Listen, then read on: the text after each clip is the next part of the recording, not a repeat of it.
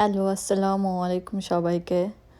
তো যাই হোক, আমি আজকে আমার জেলার আমি যেই জেলার মানুষ সেই জেলার ভাষায় কথা কমো। জানি না আমি কবার পারমো কিনা ঠিক করে, কারণ মেলা দিন তো আমি আসলে নিজের জেলার ভাষায় কথা কোয়া হয় না, শুদ্ধ ভাষায় কথা কই। তো ব্যাকগ্রাউন্ডে আমি আমার ভয়েস দিছিলাম, পরে দেখলাম এলোমেলো কী যে ব্লগ করছি আমি রান্নার, নিজেও জানি না।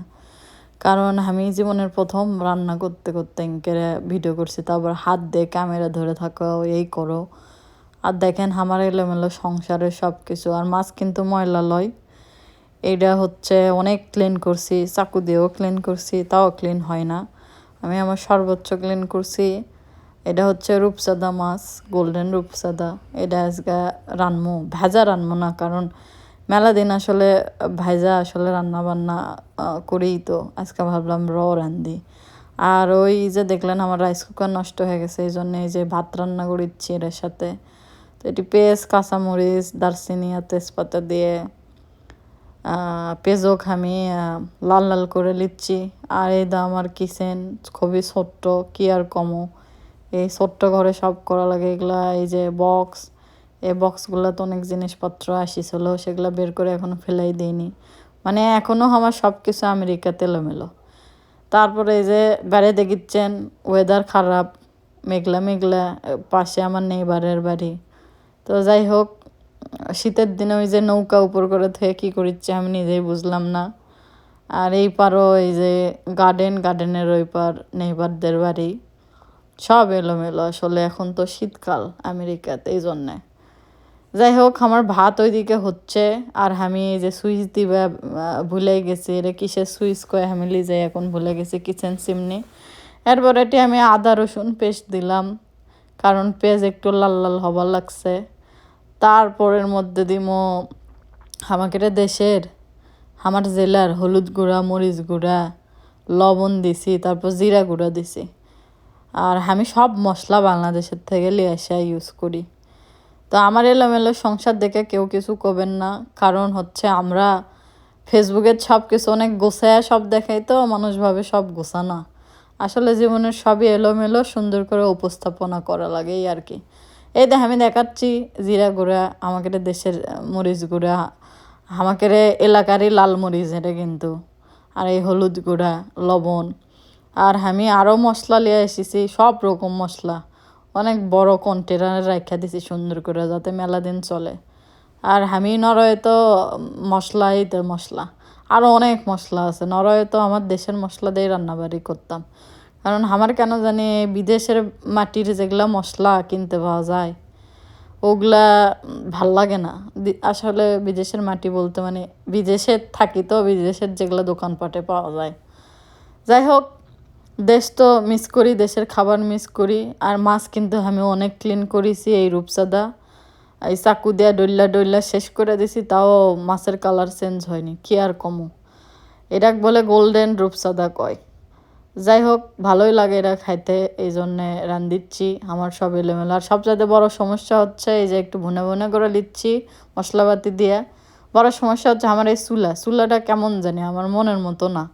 মানে আমেরিকাতে আসা আমার সব এলোমেলো হয়ে গেছে। নরওয়ের সব কিছু কত সুন্দর ছিল।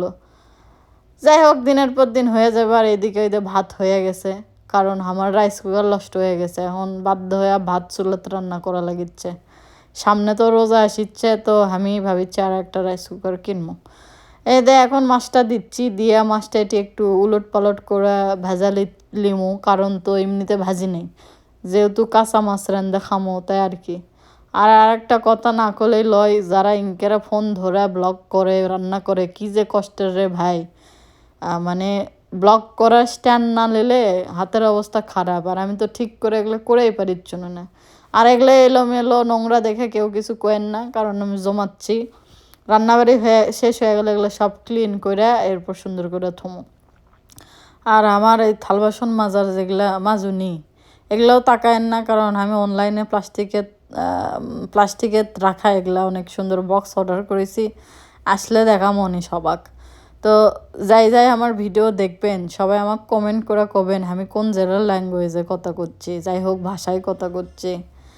আর এই তো মাছটা এপার দিয়ে রেখা গেছিলাম, উল্টা দিচ্ছে এখন, কারণ ইনকেরা ভুনা ভুনা কর্ম, কারণ এমনিতে তো মাছটা ভাজি নেই।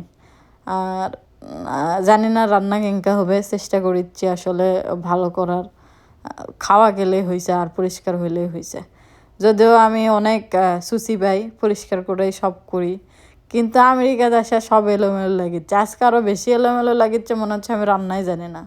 কারণ হচ্ছে এক হাতে আমি ক্যামেরা ধরে আছি আর আর এক হাতে সব দেখাচ্ছে, মানে কি একটা অবস্থা। যাই হোক, বেশিক্ষণ ভাজতে পারলাম না ক্যামেরা ধরার জন্যে, এই জন্য এখন একবারে পানি দিয়ে দিচ্ছি।